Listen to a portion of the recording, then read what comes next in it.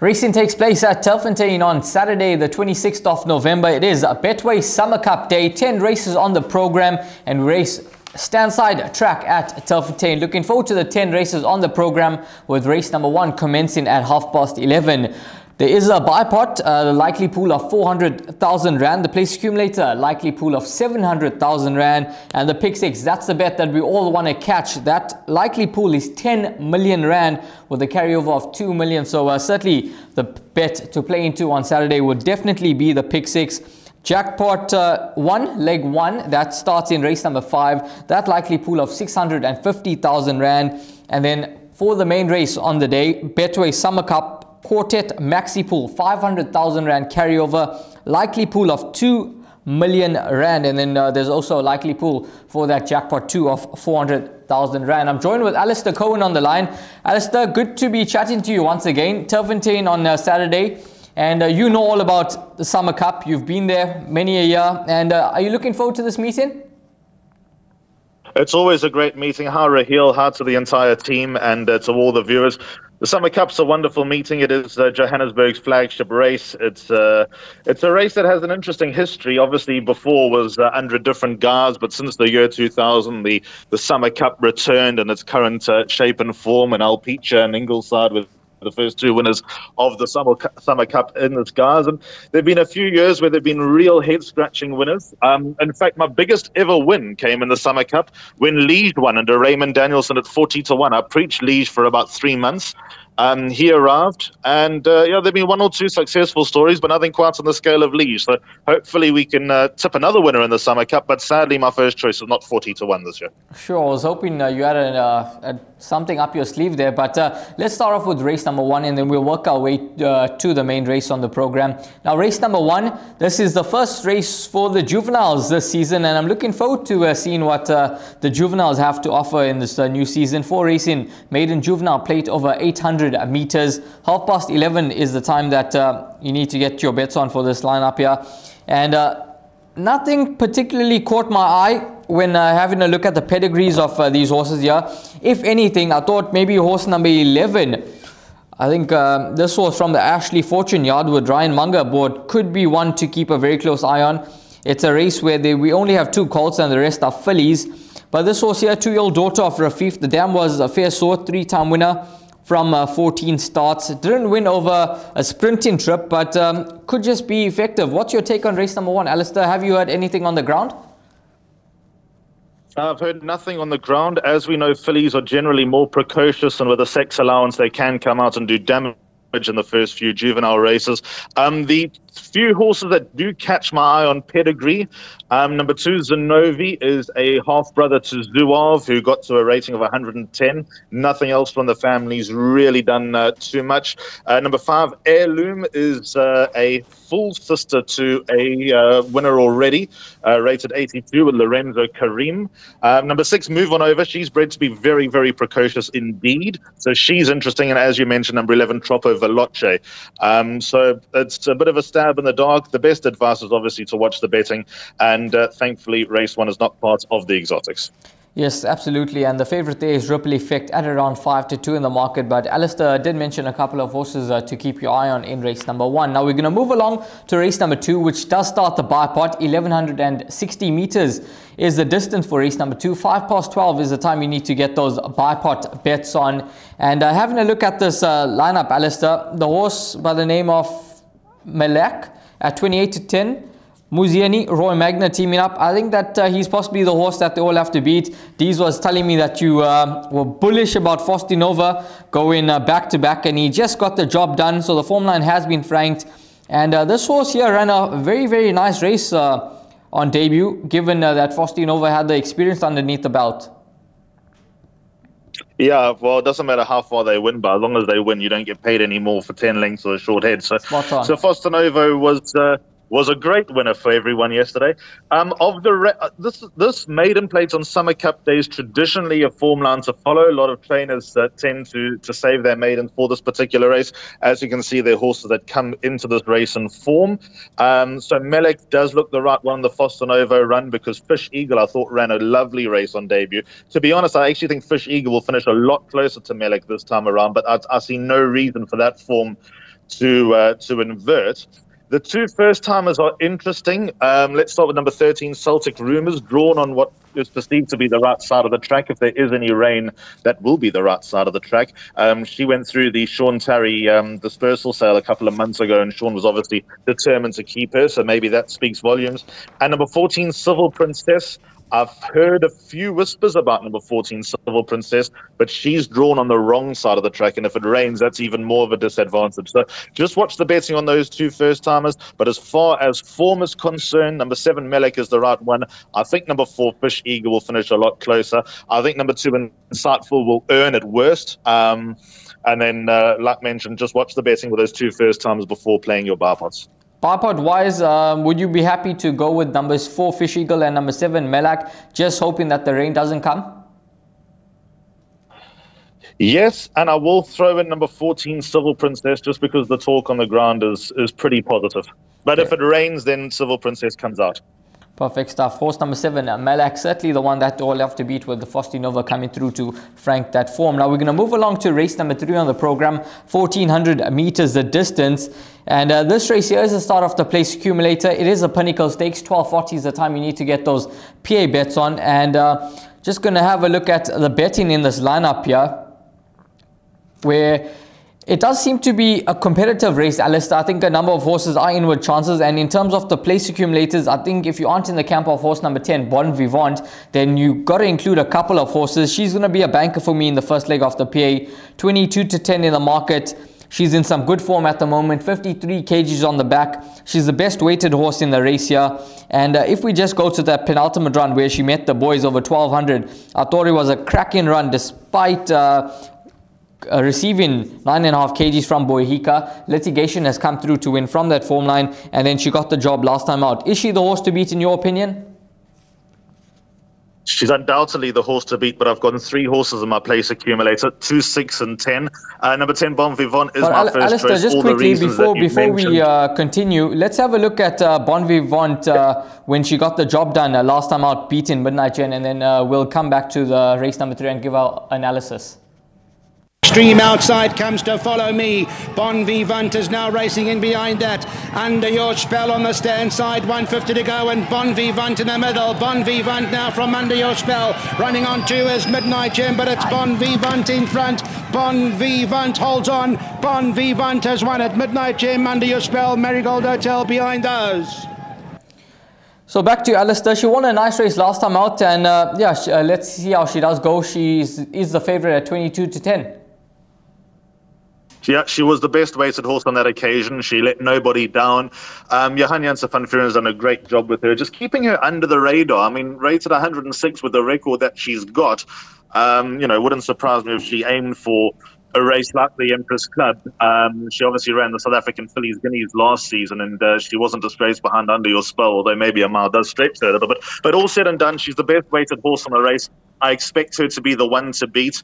Number 2, Castletown, and 6, Another Level. If you dissect that last run on Charity Mile Day, you'd expect Castletown at the weights to probably finish in front of Another Level. But Another Level won a lot easier than the margin suggested. The cards were still close to the chest at the end. So I think both of them will run well, because both of them are well above average horses.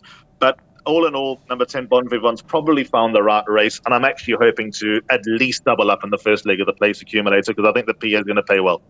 This horse, Team Gold, he's a horse that catches my eye. Now, I think you have to ignore that last start. He took on an extremely strong lineup where William Robertson was the winner. Prior to that, he's in some cracking form. He beat Fast Love, he beat Sheila, and if we go to that run where he beat Another Level, I know Another Level is better off at the weights with him, but I just feel 1400 could suit him better than it could suit horse number 6, Another Level, who you'll obviously know a lot more about than I will. But I think Another Level, 1400 is on the sharper side for him, and I think Team Gold at 12-1 could just be the value in the race. My analysis with Team Gold is that a different horse on the inside track. He's been restricted to the inside track of late. He's got a great turn of foot, but Raymond Danielson's going to have to hold tight on the stand side track with number 4, Team Gold. That's race number 3, and Alistair going horses 2, 6 and 10 in that place accumulator, and I'll be with number 10, Bon Vivant, as a banker. Now we're going to move along to race number 4, and race number 4, this is the Magnolia Handicap, the grade 3 over the 1160 meter trip. We've got a rerun for you, and that of Gobsmacked, when showing lots of heart to get the victory, beating Full Velocity last time out. Comes Full Velocity. Gobsmacked has got a length to spare. Full Velocity growing wings on the inside. Gobsmacked, she needs to do more because Full Velocity takes off. Kayla's Champ on the outside. Full Velocity finishing very quickly, and Full Velocity might win. Wow, it's close. Very, very close. Well, that race, if that didn't give you goosebumps, then I mean, seriously, something could be wrong with you. But Alistair, did you manage to watch Gobsmacked win last time out, where she made it 4 from 4? I haven't missed a race. I don't miss a race. That's something that I pride myself on. It was a great win. She had no right to win that race, and she managed to get across the line. I must confess, I like a horse here, and I like it fairly strongly. I like number 2, Sweet Pepper. I've gone 5 horses in my pick 6. I've gone 3 in my place accumulator. But I think all things being equal, I think number 2, Sweet Pepper, will take all the beating. She's a Group 1 winner at Hollywoodbets Scottsville when winning the Ellen Robertson. You know, the fact that she's been at that highest level speaks volumes. She ran last time like she needed the run, and she needed it badly. She drifted in the market. If there's rain, that'll be even better. I think number 2, Sweet Pepper, is the one to beat. I have great respect for number 4, Gobsmacked. Any unbeaten horse needs to be respected. She's gone up £5 for winning by a whisker last time. This is going to be a big test. If she wins this, then the sky's the limit. And then number 10, Miss Cool. I know that I'm talking from the Dawson camp, but she needed her last run. Go watch it again. She ran like 1,000 meters, was a bit on the short side. She actually stayed on very, very nicely, was a little bit soft and a little bit tender. She's come on a lot. She is a nursery winner beating the boys. She's got a lightweight, and she will be competitive. I think she'll be in the first 4. And to add on to that, she's also 5.5 kgs better than with Sweet Pepper on the run at Hollywoodbets Scottsville for the Allen Robertson. So she could certainly get into the mix. But in terms of the place accumulator for me, I'm going numbers 2, 4 and 6. I think Alula Star could be some decent value in the race, just based on the last performance where she ran on, I thought, fairly nicely behind Bella Chica. Epico has come through to win. And then I think the joker in the pack could be horse number 3, Kissing Point. I think that she's a horse that has got the ability. She's punched way above her weight. I mean, she's narrowly been beaten behind Big Bun. Then she met the boys, and in a Group 2 behind Bartoldi, when that was a Pinnacle Stakes. She was in a Group 2 prior to that. I think that she's a horse at 14 to 1. She could just give a good account of herself. 59.5 kgs on the back. The Brett Crawford yard in up in the Highveld is absolutely flying with James Crawford there. And she's a capable horse, and I think that she'll give a good account of herself. So if I was going to go a bit wide in the place accumulator, I'll include numbers 3, Kissing Point, as well. But Alistair, just quickly, your numbers in the pick 6? My numbers in the pick 6, 1, 2, 3, 4 and 10. You'll be happy to know that I've got number 3, Kissing Point in. Absolutely, and that's at 14 to 1 in the market. Alistair is quite bullish on number 2, Sweet Pepper, in race number 4. Now we're going to move along to race number 5 on the program, and race number 5, this is 1160 meters, the Betway Merchants, the grade 3, and we've got a rerun for you. And that's of Desert Miracle. So let's have a look at that, and then we'll come back to you with race number 5. Shining through Desert Miracle, they come to meet at the 300, and Bling now goes for Desert Miracle on the inside. Moon shining through, Kayla's Champ and Sweet Pepper. Desert Miracle, no good thing at the 150. Moon shining through's coming right back. Desert Miracle, Moon shining through, there's nothing in it. Desert Miracle, Moon shining through, Moon shining through. Beat Desert Miracle, Kayla's Champ, Sweet Pepper and Valdorcia. Desert Miracle, Alistair, does she turn the form around with Moon shining through in this lineup here? I must confess, for the entire race, I thought Moon Shining Through had Desert Miracle's number. She's such a good filly, Desert Miracle, but Moon Shining Through is obviously very good in her own right, and with 52.5 kilos on her back and coming in here fairly well weighted, not the best weighted horse in the race. I know that it is, by rights, it's it's got its set conditions, this race. But I think number 11, Moon Shining Through, is just on an upward curve. Yes, this will be her biggest test, but I think with 52.5 kilos on her back, she has every chance of beating number 3, Desert Miracle, yet again. I've got both of them in my pick 6. I've gone 1 and 3 in my place accumulator. I must actually double check those numbers because I took number 1 out my pick 6, and my apologies for the place accumulator. It should actually be 3 and 11 in the third leg of the place accumulator. That's my bad. But yeah, all in all, 3 and 11, the horses for me. And in the pick 6, I've backed up with number 2, Sound of Warning. I must be honest, I've been a little bit disappointed with Sound of Warning over the last 12 months, but I'm willing to give her another chance. She won the Magnolia on this day last year. Now she runs against the boys. Maybe she comes right at this time of year. We all know that Sean Terry does. And I like the look of this number 8, Coin Spinner. Again, a big step up in class for number 8, Coin Spinner. But funny enough, Durban horses have a very good record in these sprint races. The Tommy Hotspur, the Labello Sprint, and the Merchants at Turffontein. And would be no surprise to see Coin Spinner go close on this event. Unfortunately, he's just been scratched just an hour ago, so Alistair. So Coin Spinner, he won't take his part in this lineup here. Okay. And reported issues there with him. But yeah, he is a nice horse, and I'm sure that Tony Rivlin will have a race in mind for him. I thought horse number 4, Full Velocity, I think that over a sprinting trip, I think that she's got the best turn of foot in this lineup here. She's course and distance suited. Gavin Larina aboard, and she's a horse that's going to be the top choice for me. 13-2 in the market.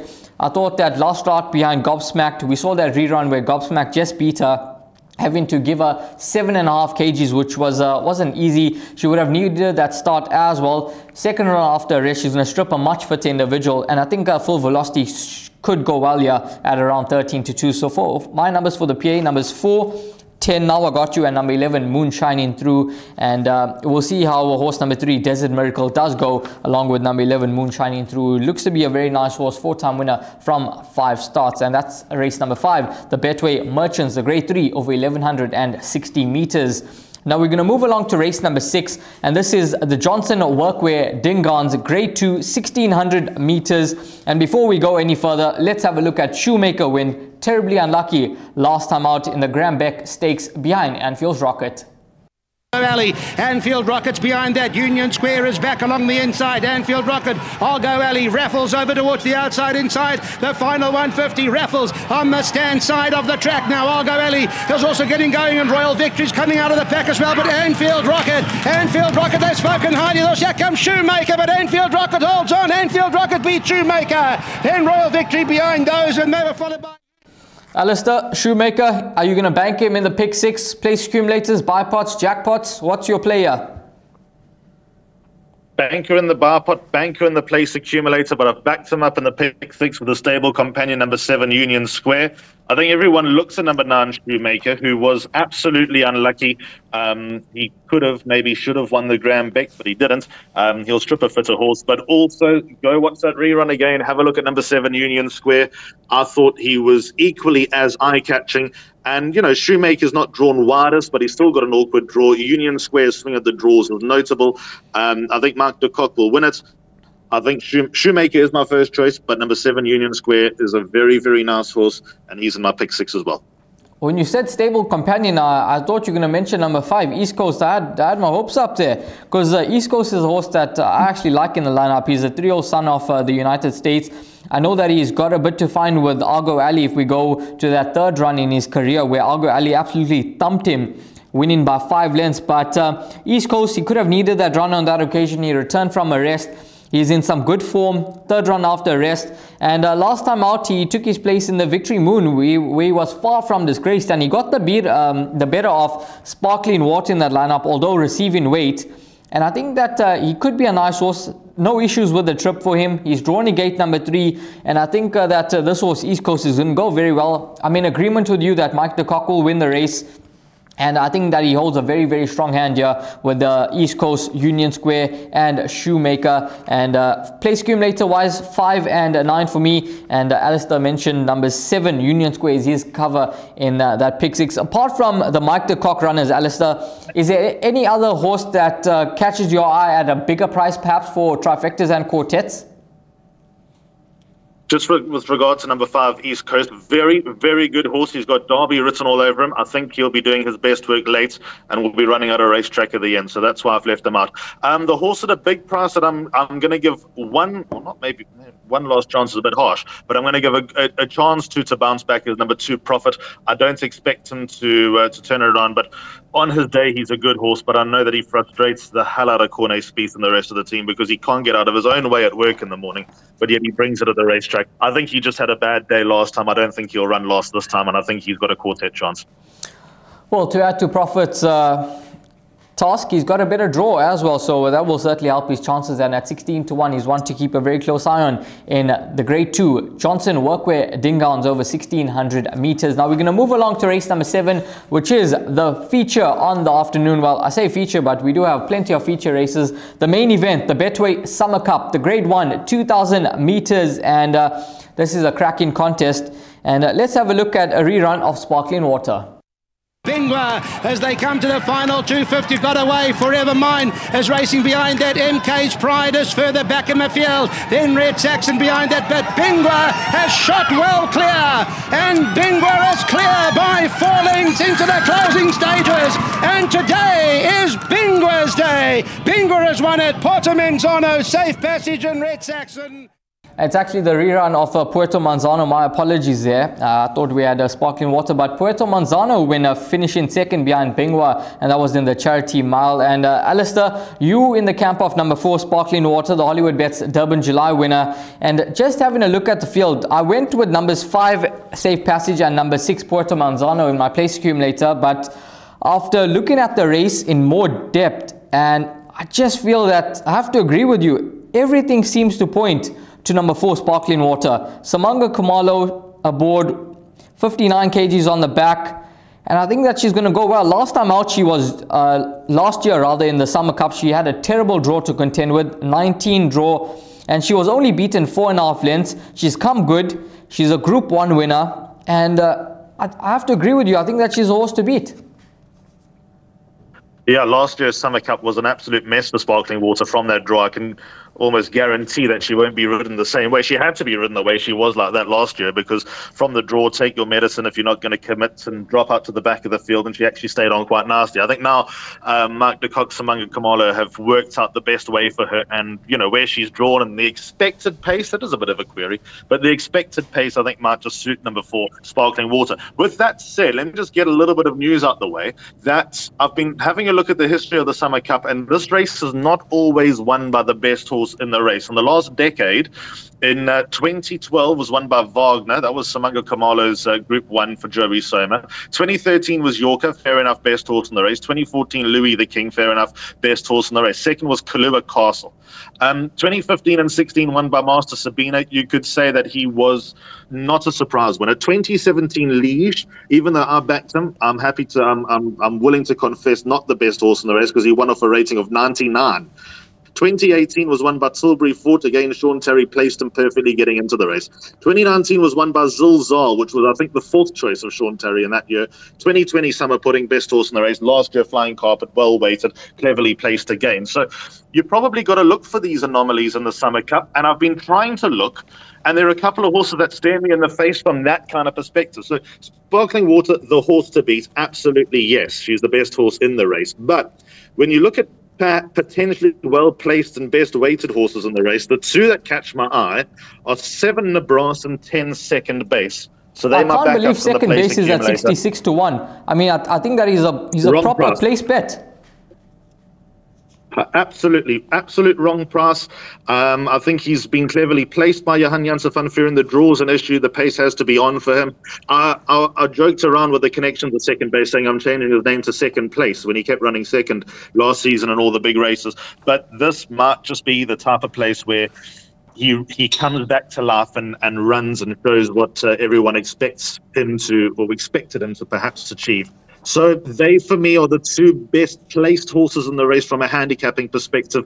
And also number 8, Aragosta, deserves a mention in that regard as well. But all in all, best horse in the race, number 4, Sparkling Water. All rooms facing to her. Yeah, and if we especially go strictly on that Hollywoodbets Durbanville run, she's got this field absolutely stone cold, and she should be a banker. But obviously it's a different track, different trips, 200 meters shorter, and Sparkling Water, as Alistair mentioned, the horse to beat. I went with the horse number 5, Safe Passage. I thought it was a nice run last time out in the charity mile behind Bingwa, and I've also gone with horse number 6, Puerto Manzano. The question mark with him is does he see out the 2,000 meter trip? That's obviously got to be a huge question mark. He's tried the distance 3 times for 1/3, but I think that his prep coming into the race, he's going to strip a fit horse this time out. 3rd run after rest, Keegan DeMello aboard once again, and he's stuck with this horse in his last 2 starts, and I think that he's a horse that's progressing nicely, and I think that he'll actually see the distance out. Last year he ran 6th in the race from a 17 draw, and he was beaten 2.4 lengths. Obviously he's on a 7-point higher mark than he was last year, but I think that he's a horse that around 8-1 in the market, he'll be the horse that keeps me interested. And as Alistair mentioned, number 10, Second Base, who is an absolutely ridiculous price at around 66-1. So at around 8-1 for a place with Hollywoodbets. Top 4 places, I certainly think that Second Base is the one that you could have your places on in race number 7, which is the Betway Summer Cup, this Grade 1. And we're looking forward to this event, which goes off at 15:35. Now we're going to move along to race number 8 on the program, and this is the Betway Ipitombi Challenge, the Grade 2 over 1,600 meters. And we do have a rerun for you, and that of Miss Daisy when getting the job done last time out. Give me your shots in the red. They also got 4 or 5 lengths to make up. Miss Daisy, Berengaria, Featherboa, got to get going. Still got a length and a half to find on Miss Daisy as they come to the final 150. And give me a shot in the red on the extreme outside. Is flying now. Featherboa is getting going, but Miss Daisy's courageous. They go to the line, and maybe Miss Daisy, Featherboa, and on the outside, give me a shot. What a great finish! Alistair, what do you make of this race? I thought it's quite a competitive race and some very nice horses on show, especially these 3-year-olds, Featherboa, Miss Daisy, Captain Peg, Give Me a Shot. They all met last time out. Obviously, Captain Peg was the disappointment of the race. She ran 8 lengths off them, but she's drawn better in gate number 2 now. And do you think that Featherboa can turn the form around with Miss Daisy? I personally believe that she will. And for me, Give Me a Shot is the one that keeps me the most interested from all 4 runners from that form line last time out. First thing to establish that this is a 3-year-old race. The conditions of the race suggested the 3-year-olds are the ones to be with. The history of the race suggested the 3-year-olds are the ones to be with. Last year's winner was this was Bold Fortune, wasn't it? Yeah, Bold Fortune won it last year. But all from Stuart Pettigrew's yard. That's the point I'm trying to make. I don't like number 10, Miss Daisy. I think 1,600 meters will stretch her. So in the place accumulator, 9 Featherboa and 12 Give Me a Shot. In fact, I think Give Me a Shot will reverse the form with all of them. She had no luck in running last time out. She was stuck out without cover, and she ended up running a great race. So I'm going to go with number 12, Give Me a Shot, as my first race. 9 Featherboa has been dying for the trip. And I must be honest, I'd be surprised if anything else won the race. Yeah, well, we're not going to have different opinions here. I'm with you, 9 and 12. Those are 2 horses in the place accumulator. And like you, number 12, Give Me a Shot. That's the top choice for me. She's obviously not better weighted than these other horses, 9 and 10. But I think that she'll get the better of them this time out over 1,600 meters. And at 9-2, I think she's a horse that could be worth the bet on the head. This 3-year-old daughter of Give Me the Green Light with JP van der Merwe aboard. Now we're going to move along to race number 9, which is the Racehorse Owners Association Stayers, a listed event over 3,200 meters. And in the final leg of the place accumulator, I've gone with numbers 1, Imperial Ruby, number 2, Marching On Together, and number 3, Out of Your League. But I think we've got a rerun of in this race. No rerun in this race. No rerun in this race here. Just been told that. So having a look at race number 9, I've gone with 3 horses in the PA, Alistair. And horse number 3, Out of Your League, there's something about him that just continues to keep me interested here with Samanga Kumalo aboard. I thought last time out, maybe just needed the run a touch. 3rd run after rest now. Fabian Habib, he's a horse that did win the Derby if I'm not mistaken, and he's never won over the distance, but I think that he could be effective at around 8-1. He won the Derby, correct. He's an impossible horse to read because he's obviously got it ability-wise, but probably doesn't have it between the ears. I've left number 3 out of your league, out of everything. Your other 2 horses that you mentioned, 1 Imperial Ruby and 2 Marching On Together, I do like. In fact, I really like Marching On Together last time when beating Flashy Apache. Is the run going to come a bit too soon? Possibly, but he seems to enjoy his racing, so I'm willing to give him the benefit of the doubt. When you look closely at this race, there's a ton of speed. Imperial Ruby loves to go out to the front. Out of your league, I think, is best from the front. Motown Magic is 1 from start to finish over 2,400 meters. And then you got the lightweight number 8 Flying First Class. She doesn't have to go to the front, but her best chance is to go forward. So I think when you dissect this race, it comes back to number 5, Arumagam. His win in the Java handicap was full of merit. He was under sufferance, but he won a gallant race. The form has already been franked. Wayo Mowing's brilliant with the stayers. He gets them so fit, so well, and out of a good draw, again with an equally low weight. What did the handicapper do? Only gave him the maximum £6. I think 5 Arumagam as well sets up for a feature race double. This horse, Alphatic from the Mike de Kock yard, what do you make of his chances? Because he's fairly short in the market at around 5 to 1. He takes a huge step up in class here, and he is under sufferance in this lineup here. But do you think he'll see the 3,200 meter trip out, and do you give him any chance? Well, Mike de Kock clearly thinks that he'll go 2 miles. It's a huge step up in class from beating Royal Mazarin, who's, what's that rated? That's rated in the 60s, to taking on a horse that ran a half-length second in the Gold Cup and a 10-time winner and Marching On Together. It's a huge leap in class. He should stay. He runs like he'll stay. Massive test for number 6, Alphatic. It wouldn't surprise me if in 6 months' time he's reeled off a few staying wins, but maybe this is coming a little bit too soon. Well, that's race number 9, 3,200 meters a trip, and Alistair with number 5, Arumagam. I think it's a tricky race, and out of your league at around 8 to 1, he's the one that keeps me interested in the final leg of that pick 6 and the place accumulator. Now, race number 10, this is an MR84 handicap, 1,800 meters a distance, and I think, in my opinion, personally, the best bet on the card comes up here with number 7, Tamarisk Tree. I think that he's a banker bet in the last leg of Jackpot 2. 14 to 10, Muzieni aboard. He's drawn in gate number 4. Last time out, he beat stable companion Quantum Theory. He wasn't fancied in the market at 16 to 1 to get the job done. Quantum Theory is a horse that is highly regarded as well from the Robbie Sage yard. He's run 3rd in a Group 1 behind Cousin Casey in the KZN champion season. That form line of the sales race behind Unzen has worked out. Fosti Nova, Lover's Lane, Tamarisk Tree himself coming through to win, and I think that he's going to take a power of beat in this lineup. I think they'll go genuine pace, which is going to play into his hands, and I think that he'll run them down over this 1,800 meter trip. Yep, 3-year-olds I think could very well run 1st, 2nd and 3rd. You with the same 3-year-old as me, number 7, Tamarisk Tree. I think he's just upwardly mobile with less mileage on the clock than the other 3-year-olds that he faces. And there's definitely something about this son of Ideal World. I think the further he goes, the better he'll be. The mother, Milk and Honey, was trained by Mike de Kock. She ran in the Hollywoodbets Durbanville, if I'm not mistaken. She was a beautiful grey filly, was Milk and Honey, and she was very good. So, yeah, number 7, Tamarisk Tree. The horse to beat. I like number 9, Climate Control, to follow him home, so potentially an Ideal World 1, 2 and 3, because Climate Control's beaten Good Counsel before and comes in with a nice lightweight. So I'm with the 3-year-olds here. Strong number 7, Tamarisk Tree, and hopefully by then we'll be smiling. Let's hope Tamarisk Tree can get the job done in race number 10. Now we're going to move along to our suggested bets for the show, and this is the Turffontein race meeting. And Alistair, you can take us through your suggested bets first, and then I'll go through mine. I see that you do have a pick 6 and a place accumulator lined up for the guys, so take us through those bets. Yeah, I think on a big day to provide punters with a little bit more information is crucial, especially with the pools bound to be as big as they are. Place accumulator 2, 6 and 10 in the first leg.